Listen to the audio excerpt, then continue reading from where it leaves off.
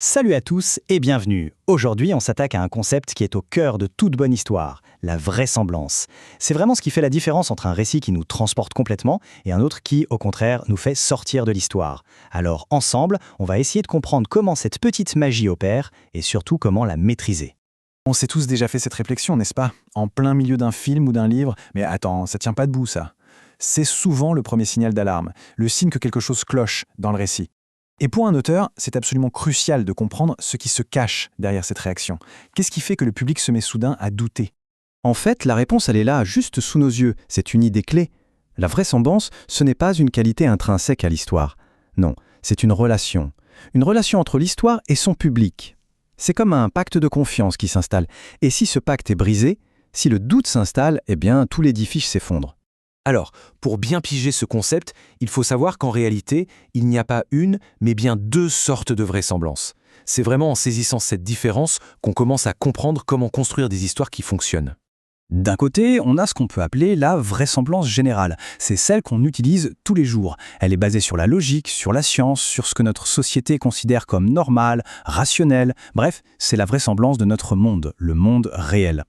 Oui, mais il y a un mais de taille. Le public sait pertinemment qu'il est en train de consommer une fiction. Absolument personne ne s'attend à ce qu'un film de science-fiction ou un conte fantastique respecte les lois de la physique à la lettre. Et ça change absolument tout. Et voilà, la distinction, elle est là. D'un côté, on a la vraisemblance générale, régie par la logique et les faits. Et de l'autre, bien plus importante pour un créateur, il y a la vraisemblance du public. Et celle-là, elle ne fonctionne pas avec la raison. Elle carbure à l'émotion, à l'expérience personnelle, au souvenir de chacun. C'est donc ce deuxième type de vraisemblance qui nous intéresse au plus haut point. C'est vraiment sur ce terrain-là que tout se joue, que l'on gagne ou que l'on perd l'adhésion de son public. Du coup, la question est assez simple, non? Sur laquelle de ces deux normes un auteur doit-il se concentrer pour que son histoire soit crédible? La réponse peut sembler évidente, mais elle a des implications vraiment très profondes pour l'écriture. Cette phrase, elle résume tout. Le public ne juge pas avec sa tête, mais avec ses tripes, avec son cœur, ses souvenirs, son vécu. Quand on regarde un film ou qu'on lit un livre, on n'est pas un scientifique qui analyse des faits. On est un être humain, avec tout notre bagage personnel et émotionnel. Pour le dire autrement, la question qu'on se pose inconsciemment, ce n'est pas « est-ce que ça pourrait arriver dans la vraie vie ?» Pas du tout. C'est plutôt « est-ce que cette émotion, cette réaction d'un personnage, est-ce que ça sonne juste en moi ?» On est à la recherche d'une vérité émotionnelle, pas d'un réalisme factuel. Bon, d'accord. Maintenant qu'on a posé les bases théoriques, comment on fait en pratique? Comment un auteur peut-il se servir de tout ça pour rendre ses propres histoires plus fortes, plus crédibles?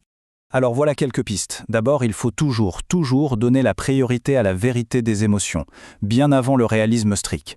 Ensuite, il faut garder en tête que chaque personne va filtrer l'histoire à travers son propre vécu. L'objectif, finalement, ce n'est pas de copier le monde réel, mais de bâtir un univers tellement cohérent et engageant que le public aura envie d'y croire. Il faut que l'histoire trouve un écho dans le monde intérieur de chacun.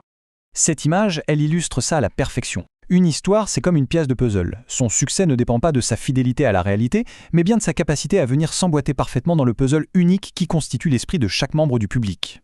Alors, pour finir, voilà la question que chaque créateur devrait se poser encore et encore. Pas « est-ce que mon histoire est réaliste ?» Non. Mais plutôt la vraisemblance de « qui est-ce que mon histoire cherche à satisfaire ?» Celle du monde extérieur, factuelle et froide, ou bien celle, infiniment plus précieuse, du cœur et de l'esprit du public.